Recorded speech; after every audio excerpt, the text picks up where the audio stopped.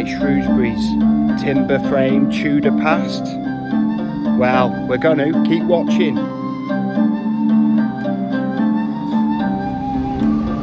So welcome back to Third Rate Content. Today we're in the heart of Shrewsbury once again, and we're going to be covering 3 of the Tudor buildings here in Shrewsbury Town Centre. So this is part 1 of Shrewsbury, a Tudor town. So buckle up and I'll see you out here. So in the previous century, Shrewsbury had a great trade depression and floundered financially. Shrewsbury's fortunes revived in the later Tudor period. Drapers and merchants involved in the wool trade, obviously being close to Wales and the countryside around here having a lot of wool. Shrewsbury's population once again grew, and many fine timber frame buildings, and not always timber frame buildings, but many fine buildings started to pop up, and many of them are really well preserved to this day. And we're gonna, like I say, have a look into 3 of them today. Bit of a clue of one of them, what's right behind me. Yeah, so this fine building, built in the classical Renaissance style, was commissioned by the Drapers of Shrewsbury, who were probably or were the most powerful guild in the town.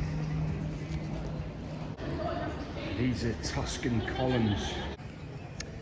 Yeah, the first floor was where Shrewsbury drapers and Welsh cloth merchants would have met to negotiate prices. And then just underneath it, corn merchants would have sold corn. Yeah, there's a little bit of mystery surrounding this statue. It was undoubtedly brought from the Welsh Bridge when it was basically fell down and decommissioned. Yeah, the Welsh Bridge was decommissioned and demolished in 1791, and this statue was brought here. Some of my third-rate research says it is or was the Black Prince. Yeah, the Black Prince being the son of Edward III and the father of Richard II. And Richard II, of course, slightly involved in our Battle of Shrewsbury, or mentioned in our Battle of Shrewsbury video. But according to Wikipedia, this is a statue of the Duke of York.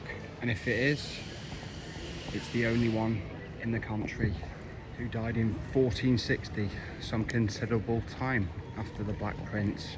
So the jury's out on this one. Is the names of the town bailiffs who were in office when this building was commissioned and built. Just under the cover of the old market hall, but used to be a red telephone box here a long time ago. But what's been uncovered since it was moved is these tally marks from when corn was sold under here for quite a long time. Yeah, there was a marketplace here from the 13th century when it moved from near St Alkmund's, just up the hill there, and obviously it remained here hundreds of years. This was built so that you had an undercover area for the market, and it didn't actually move from this site until the late 1800s, when the new market hall was built just over there, Victoria Market Hall.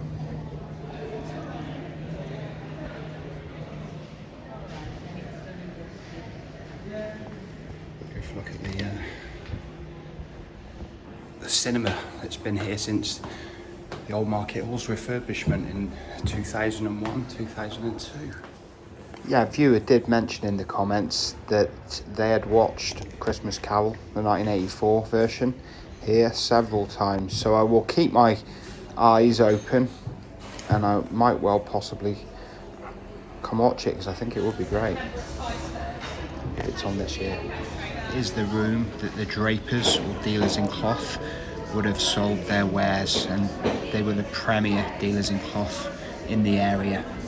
The building is made of white Grinshell sandstone, this building, the Market Hall, Yeah, very nice or to have the an old inside look Market there. House as it was known, was replacing another older Market Hall that was built in the 1290s. So it was made of stone, but very much timber framed in the ceiling.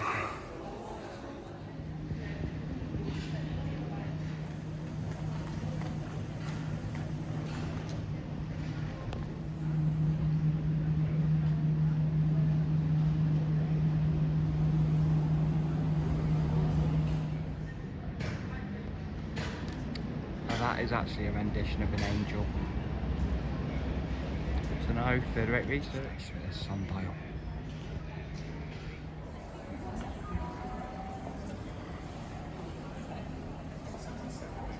Yeah, this is to commemorate Queen Elizabeth I, who this very unusual stone kind of market hall being built in 1596. A few years left of her reign at this point, last 10 years.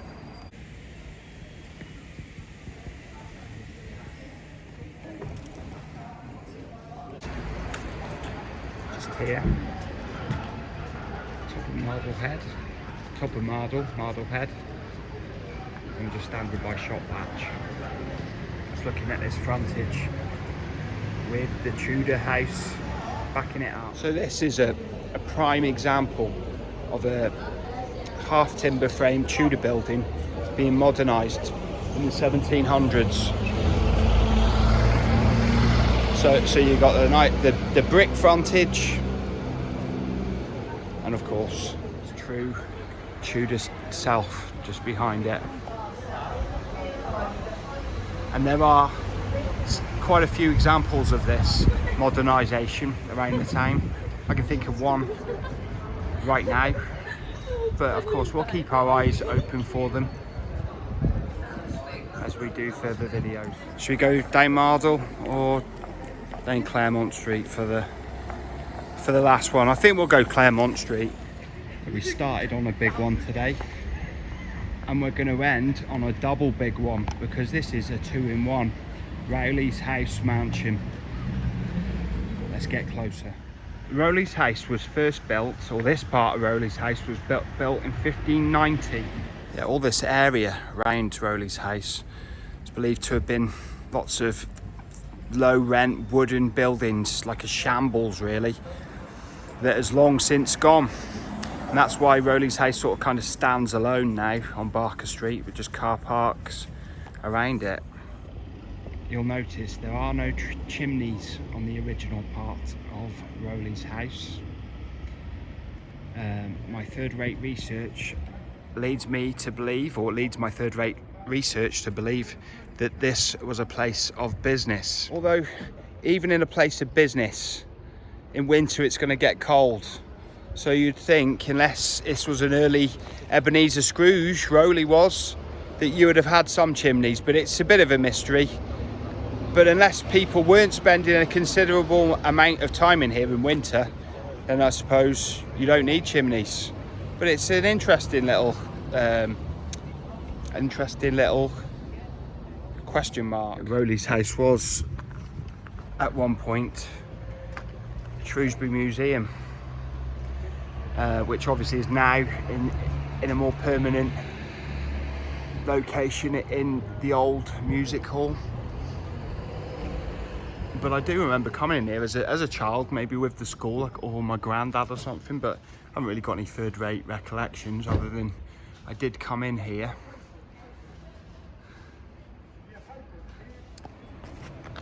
Yeah, William Rowley was a draper, a brewer, and a Malteser. No, not a Malteser, a malter. These were quite, I suppose, well-paying pastimes in the late Tudor period. Yeah, so it's thought he used this building as a warehouse, and that would explain maybe the lack of chimneys and the lack of warmth in winter. And built a little later, but actually joined onto the timber frames Tudor structure. Literally joined on, built right on it. Yeah, it was like 10, 15 years after the first timber frame part of Rowley's mansion was built. This later brick mansion, very impressive structure, and what is thought to be the first brick building in Shrewsbury, built early in the 17th century, I think before 1610 anyway. So this was the first brick building in Shrewsbury, they say. Brick building sort of, I think, became popular in Belgium in the 1500s and then spread across Europe. So this would have been the latest technology of the building industry at that time. But what I find interesting, I always knew these facts about Belgium and brick making and 1600s, 1500s. But then I was watching a documentary the other day on YouTube, of course, about ziggurats in Mesopotamia and Sumeria 7,000-8,000 years ago, and they built the ziggurats out of bricks. So bricks go back a long way, and they sure took a long time to get to England. But of course, I am joking slightly. I mean, many things happened for that to take so long, I'm sure. But feel free to look into it and correct me in the comments if I'm talking rubbish. But yeah, they did build ziggurats out of bricks. That's a fact. And last thing on it, the walls of Jericho. If you look at the ancient Jericho, that was built of bricks, and that's the oldest city known in human history. That's like 8,000 years or older. So yeah, bricks were in use for a long time, but they only came to England relatively late. Well, obviously this would have been one of the main entrances, or maybe this was the tradesman's entrance into Rowley's mansion, phase 2. Yeah, we have actually had brief glimpses of Rowley's house on, I think, one of the shots videos we mentioned it, but here we are getting the full experience today. And this is a good angle. You can see the two buildings, the two phases of Rowley's mansion joined together. It's a shame about the scaffolding, but I'm sure it does need to be there.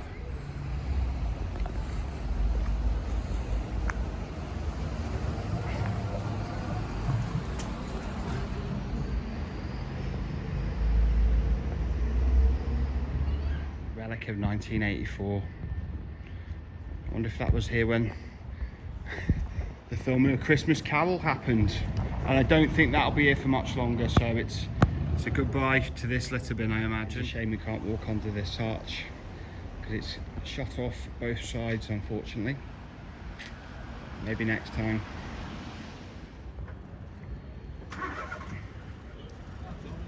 Victim of the window tax. Actually probably just filled in to stop people climbing into the lower floor of Rowley's mansion, I imagine. So that was Shrewsbury, a Tudor town, part 1 on third rate content. Thanks for watching to the end. It's been a fun explore, and I've learned a few things. So once again, good all round. But yeah, thanks for watching to the end. Please feel free to leave a like, subscribe, and by all means do comment. I do love a good comment, and I read them all, if mostly, and I reply where appropriate. I love to have a bit of a communicate with you guys, other members of third rate content. So thanks for watching to the end. If I don't see you soon, I'll see you 3 times as soon. Third rate content signing out. Bye bye.